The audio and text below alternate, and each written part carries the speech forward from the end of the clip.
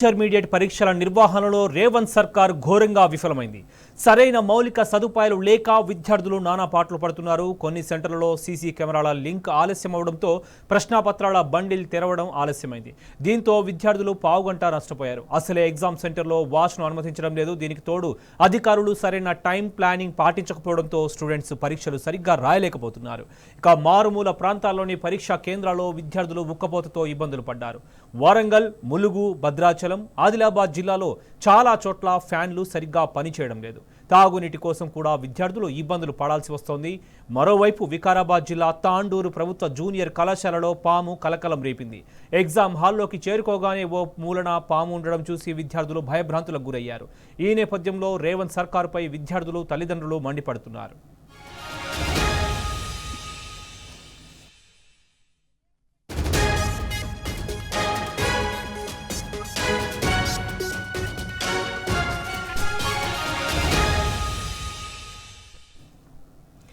ఇదే అంశానికి సంబంధించి మరింత సమాచారం మా ప్రతినిధి మహేష్ అడిగి తెలుసుకుందాం.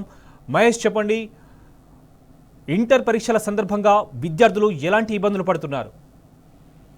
శోభన్, నిన్నటి నుంచి రాష్ట్ర వ్యాప్తంగా ఇంటర్మీడియట్ పరీక్షలు ప్రారంభమయ్యాయి. పరీక్షల నిర్వహణకు సంబంధించి చాలా చోట్ల సరైన మౌలిక సదుపాయాలు లేక విద్యార్థులు తీవ్ర ఇక్కట్లకు గురవుతున్నారు. పెద్ద ఎత్తున కూడా ఇంటర్ బోర్డు కమాండ్ కంట్రోల్ కి ఫిర్యాదులు అందుతున్నాయి.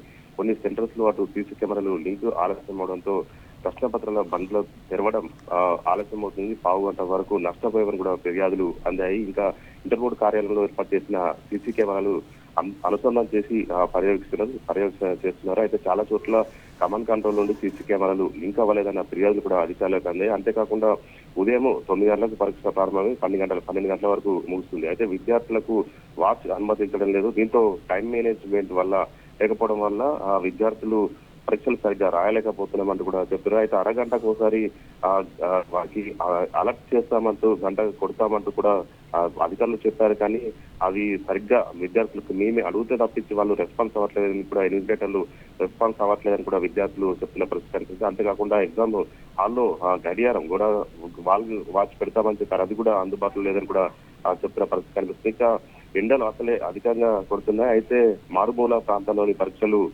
కొన్ని చోట్ల మాత్రం ఫ్యాన్స్ లేక ఉక్కపోతతో తీవ్ర ఇబ్బందులు ఎదుర్కొన్నట్టు కూడా చెప్తున్న పరిస్థితి కనిపిస్తుంది. ఇక తాగునీటికి సంబంధించి కూడా ఏర్పాట్లు చేసినా కానీ అటు చివరి గంటలు మాత్రము పరీక్షా కేంద్రాల్లో నీరు అయిపోయి తాగునీరు అందక ఇబ్బందులు కూడా పడుతున్నామని విద్యార్థులు కూడా ఫిర్యాదులు కూడా చేస్తున్న పరిస్థితి కనిపిస్తుంది. అంతేకాకుండా ఎగ్జామ్ ప్యాడ్స్ కూడా అనుమతించకపోవడంతో చాలా చోట్ల బెంచీలు కూర్చుని సరిగా లేవంటూ కూడా ఫిర్యాదులు వెలువడుతున్న పరిస్థితి కనిపిస్తుంది. ఇంకా మరోవైపు విద్యార్థులు కొంతమంది సెంటర్స్ దూర ప్రాంతాల్లో కూడా కేటాయించారు. అయితే అక్కడికి ఆర్టీసీతో టైఅప్ అయ్యి వారికి రవాణా శాఖ ఆర్టీసీ సేవలు కూడా అందిస్తామని కూడా చెప్పే పరిస్థితి కనిపిస్తుంది. కానీ ఆ బస్సులు లేకపోవడంతో ప్రైవేట్ ట్రాన్స్పోర్ట్ ఆశ్రయిస్తున్నారు. దీంతో అడ్డగోలుగా వారు దోచుకుంటున్నారని కూడా తల్లిదండ్రులు కూడా ఆందోళన వ్యక్తం చేస్తున్నారు. అయితే మరోవైపు ఈ రోజు వికారాబాద్ జిల్లా తాండూరు ప్రభుత్వ జూనియర్ కళాశాలలో ఒక పాము కలకలం సృష్టించి పరీక్షా కేంద్రంలోకి వెళ్లిన వెంటనే ఒక మూలన పాము ఉండడంతో విద్యార్థులు ఒక్కసారిగా భయభ్రాంతులకు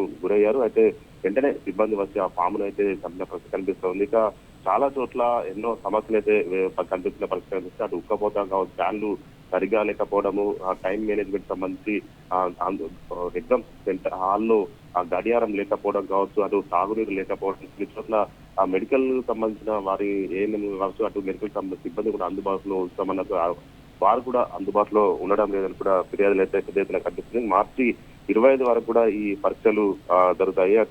అయితే ఇప్పటికైనా కానీ ప్రభుత్వం దృష్టి సారించి ఈ ఎగ్జామ్ సంబంధించిన కావచ్చు సరైన మౌలిక వసతులు కల్పించాలని కూడా విద్యార్థులు, తల్లిదండ్రులు పెద్ద ఎత్తున కోరుతున్న పరిస్థితి కనిపిస్తుంది. రైట్ మహేష్, మీరన్నట్టుగా చూస్తే మరి టైం ప్లానింగ్ పాటించని అధికారులపై విద్యార్థుల తల్లిదండ్రులు కావచ్చు, లేదంటే స్థానికులు కావచ్చు, ఏ విధంగా రియాక్ట్ అవుతున్నారు? సో రూల్స్ మాత్రం అటు ఇంటర్ బోర్డు విద్యార్థులకైతే రకరకాల రూల్స్ పెడుతుంది. అయితే తమకు రూల్స్ పెట్టడం ఒక కరెక్టే, కానీ అయితే అధికారులు మాత్రం ఇలాంటి సమస్యలకు సంబంధించి ఎందుకు పరిష్కరించలేదు కూడా విద్యార్థులు, తల్లిదండ్రులు చెప్తున్నారు. కనీసము మౌలిక సదుపాయాలు లేకపోవడంపై కూడా కొంత ఆగ్రహం వ్యక్తం చేసిన పరిస్థితి. ఇప్పుడు వాచ్ ఎలక్ట్రానిక్ పరికరాలు అయితే అనుమతించారు. అయితే కనీసము టైం చూసుకొని దాదాపు 3 గంటల సమయం ఉంటుంది. అయితే వారికి ఎట్లా టైం టు టైము ప్రతి క్వశ్చన్ కూడా అటెంప్ట్ చేయాల్సి వస్తుంది. టైం మేనేజ్ ప్రకారము వారు చూసుకోవాల్సి వస్తుంది. అయితే ఆ టైం లేదని కూడా వీరు లోపల కనీసము గడియారం కూడా ఏర్పాటు చేయలేదని విద్యార్థులు అయితే ఆ call centre inter board call centre కూడా ఫిర్యాదులు చేస్తున్న పరిస్థితి కనిపిస్తుంది.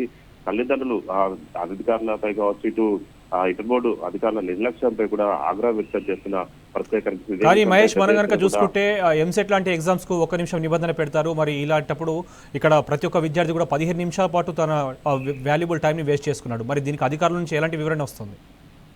సో ఇప్పటి వరకు అయితే అధికారులు తమ దృష్టికి వస్తుంది పరిష్కరిస్తామంటూనే దాట వేస్తున్న ధోరణి అయితే కనిపిస్తా ఉంది. ఎందుకంటే ఇప్పటికిప్పుడు ఎలాంటి తీసుకోలేము, ఖచ్చితంగా దీన్ని పరిశీలిస్తాము, మీ సమస్యలు వీలైనంత త్వరగా పరిష్కరిస్తామంటూ కూడా చెప్తున్న పరిస్థితి అయితే కనిపిస్తుంది. కానీ దీనికి సంబంధించి ఒక సొల్యూషన్ అయితే కనిపించలేదని మాత్రం తల్లిదండ్రులు చెప్తున్న పరిస్థితి కనిపిస్తుంది. Right Mahesh, thank you.